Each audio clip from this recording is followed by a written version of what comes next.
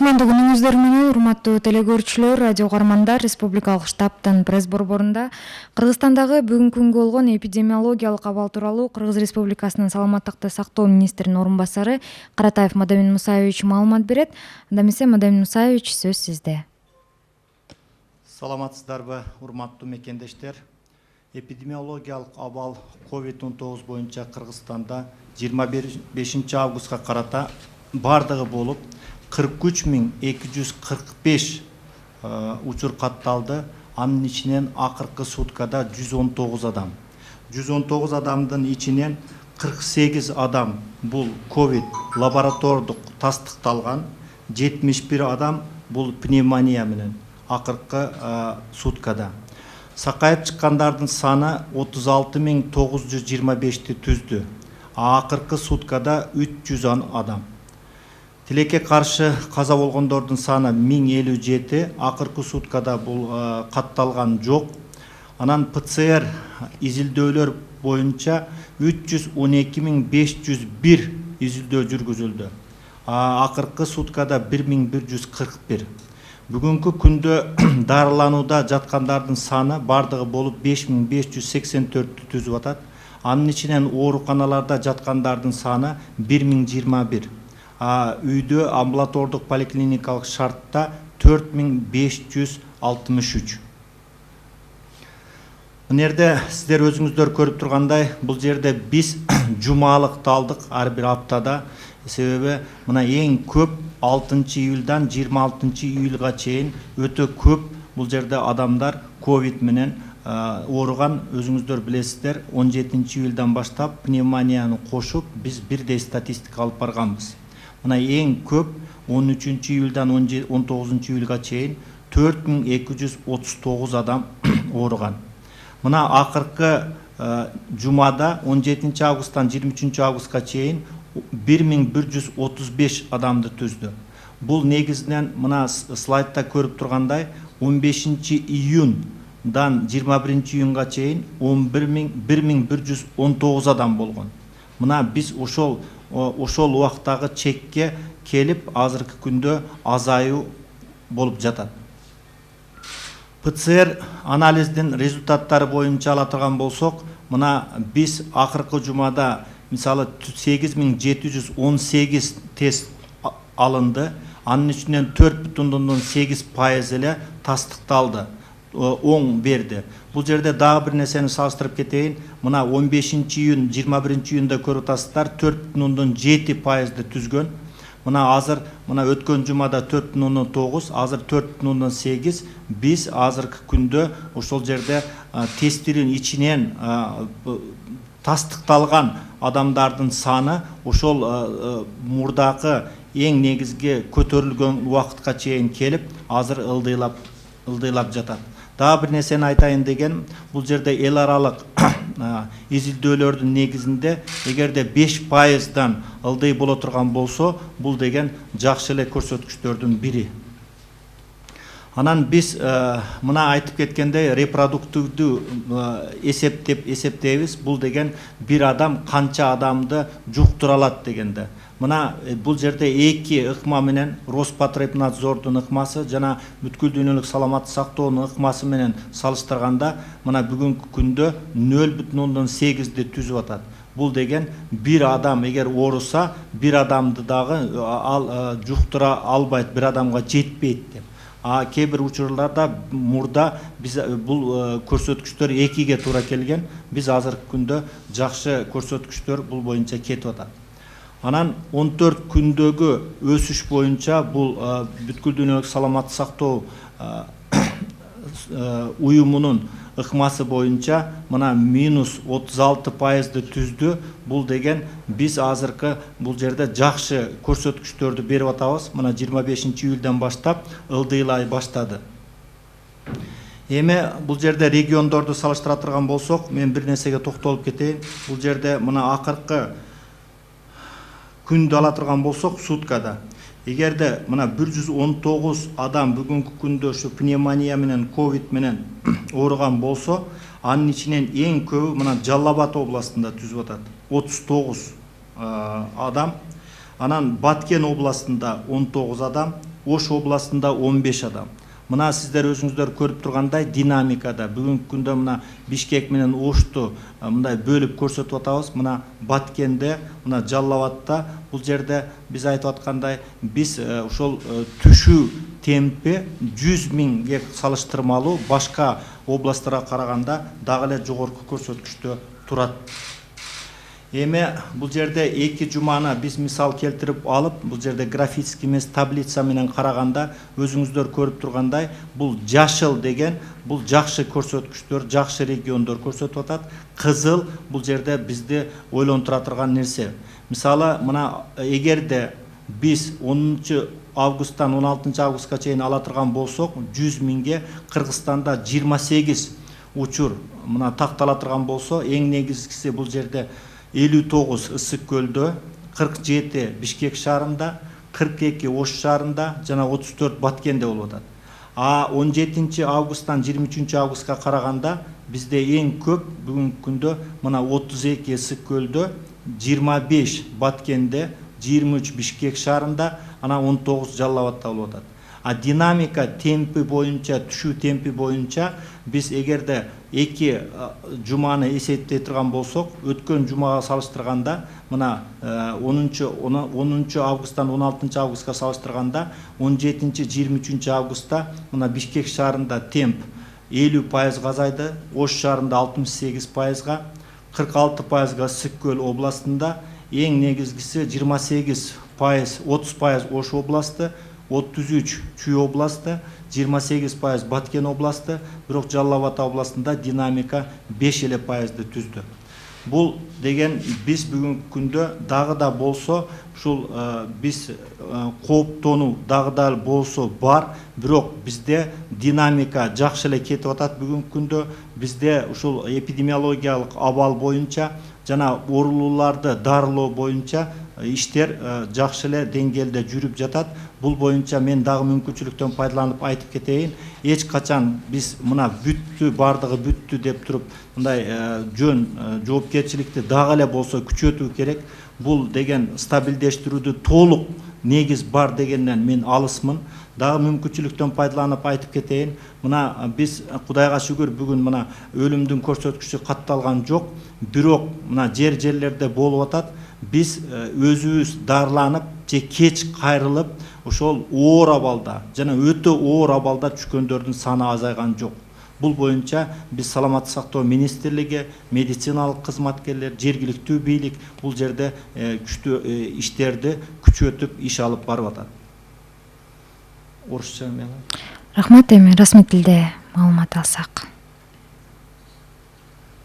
Уважаемые соотечественники, разрешите доложить об эпидемиологической ситуации в Кыргызстане на 25 августа 2020 года.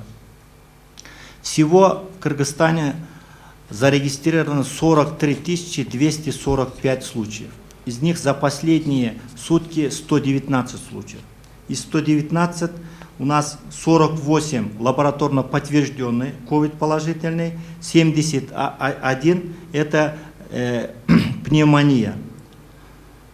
Выздоровело 36 925 человек, а за последние сутки 310 человек. К сожалению, умерло 1057, за последние сутки не зарегистрировано смертных случаев в результате ковида и пневмонии. Проведено исследование ПЦР 312 501, за последние сутки 1141. Находится на лечении в стационарах 1021, в домашних условиях 4563. Это 5000 вместе 5584. Темп прироста составила минус 36%. Как видно на слайде, регистрация случаев COVID в Кыргызстане, это и пневмония. Самый большой пик сегодняшний, вы видите, составила с 13 июля по 19 июля. Мы с 6 по 26 июля наблюдалась высокая регистрация случаев, потом, значит, наблюдается стойкое снижение. Вы видите, последняя неделя 1135 случаев. Это по сравнению 15 июня и 21 июня неделя 1119, это значит приближается. То есть мы, значит, идем к стойкому снижению, можно говорить, значит, мы можем идти к стабилизации в случае распространения COVID-19. Положительные результаты ПЦР среди тестируемых по неделям. Последняя неделя количество проведенных тестов составило 8718. Из них 4,8 дали положительных результатов. Как видно на слайде, с 22 июня по 28 июня составила 6,5%, а предыдущая неделя, 15 июня по 21 июня, 4,7%. А мы, видите, последние 2 недели идет уже снижение. Последняя неделя составила 4,8%.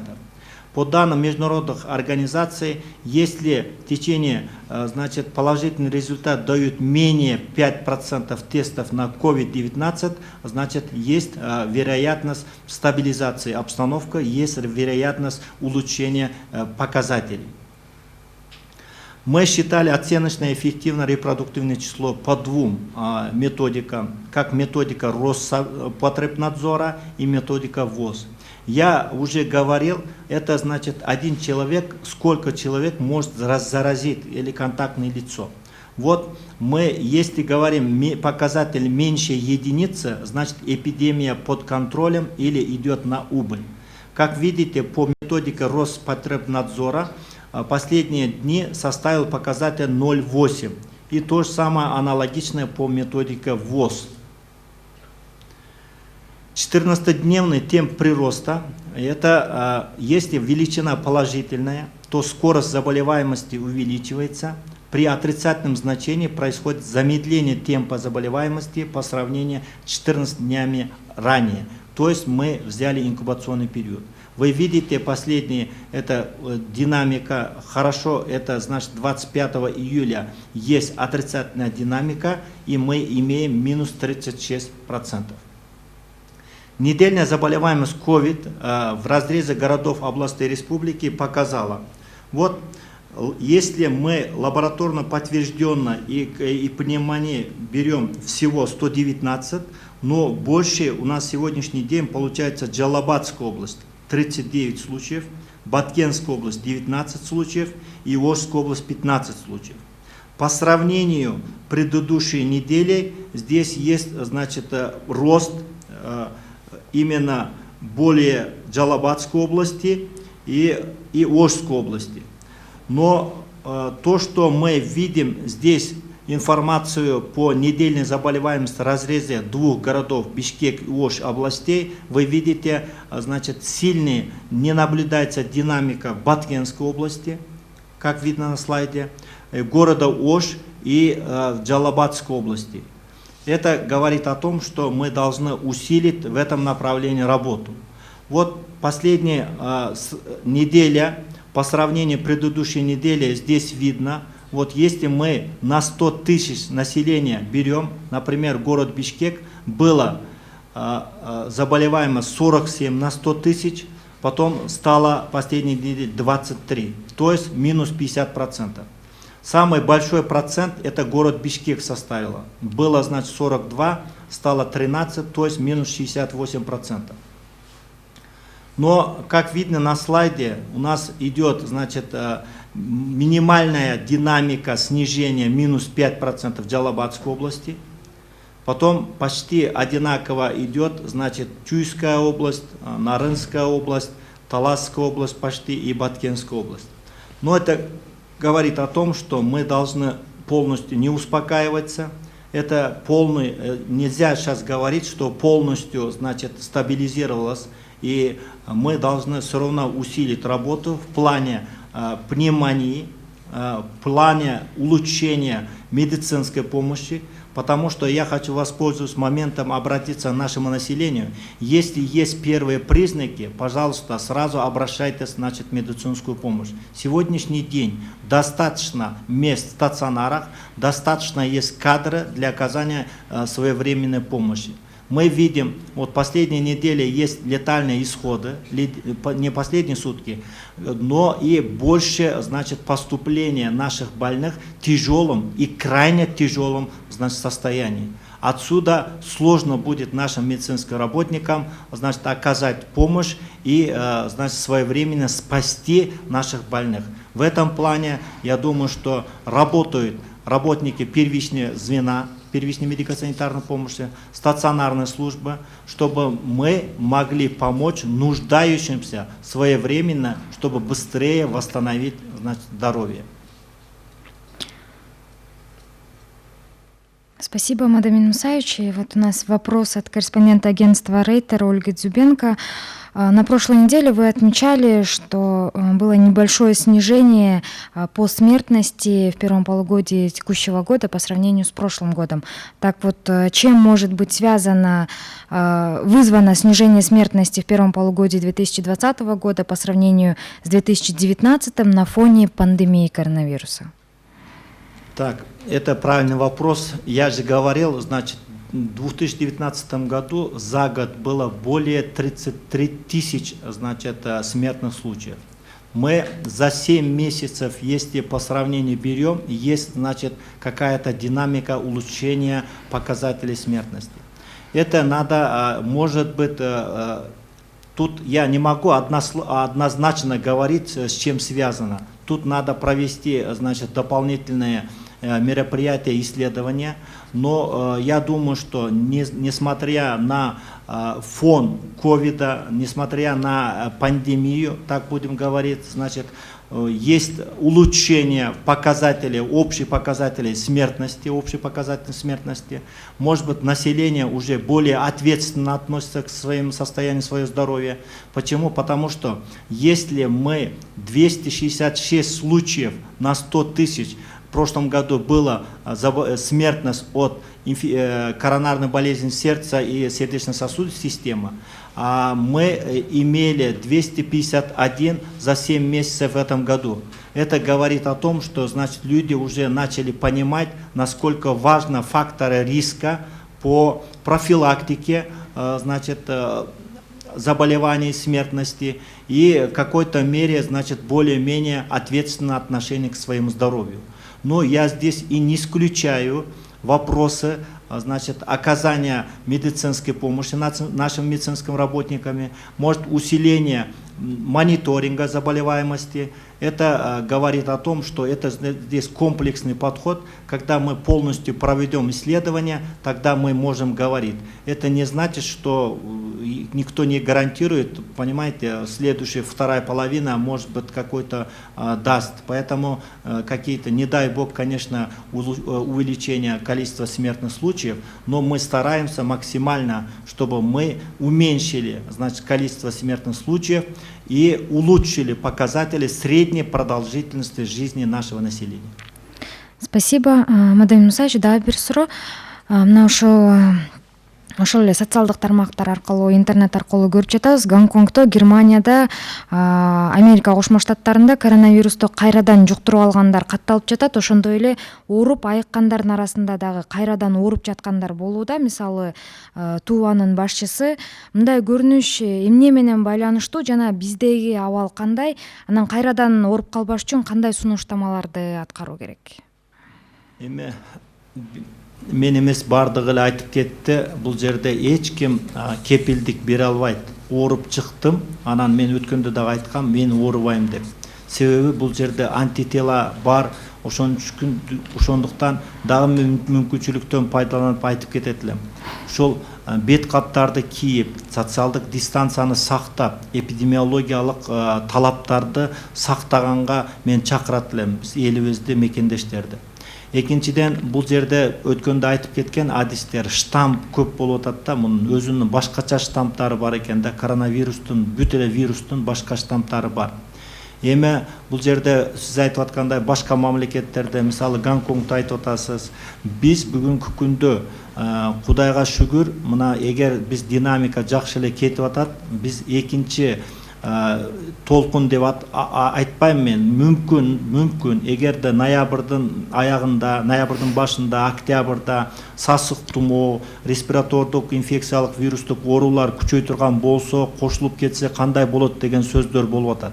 Бүгүнкү күндө медициналык кызматкерлер, өкмөт, саламаттык сактоо министрлиги, жергиликтүү бийлик бүгүнкү күндө даярданып жатат. Кудай буйрса, мындай чоң вспышкага алып келтирбешке бүт күчүн жумшап атат.